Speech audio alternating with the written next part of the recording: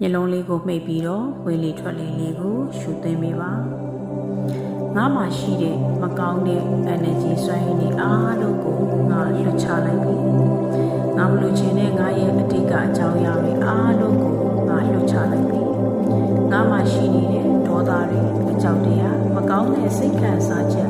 နှိပ်ပါတဲ့ energy စွမ်းရည်တွေအားလုံးကိုငါလွတ်ချလိုက်ပြီ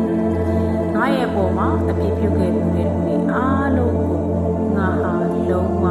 ခွင့်လွှတ်ပေးလိုက်ပါပြီငါပုံမှာယေရှုရှိခဲ့တဲ့လူတွေအားလုံးကိုလည်းယေရှုအများကြီးတင်ပါတယ်ငါရဲ့နားထဲမှာဆွဲချန်နေတဲ့မကောင်းတဲ့ negative ဖြစ်တဲ့အတွေ့ယုံကြည်ချက်တွေအားလုံးကိုလည်းငါဖယ်ရှားလိုက်ပြီးဖြစ်ပါတယ်မနှက်ဖြန်ဟာငါဘဝလေးကိုကောင်းမွန်တဲ့အရာတွေကံကောင်းခြင်းတွေလက်လာပါတွေစီးစိမ်ဥစ္စာတွေဝင်ရောက်လာဖို့အတွက်ခွင့်ပြုပြီးဖြစ်ပါတယ်ငါကိုကာကွယ်ဆောက်ရှောက်ပြီးကောင်းမွန်တဲ့လမ်းကိုညွှန်ကြားပေးဖို့အတွက်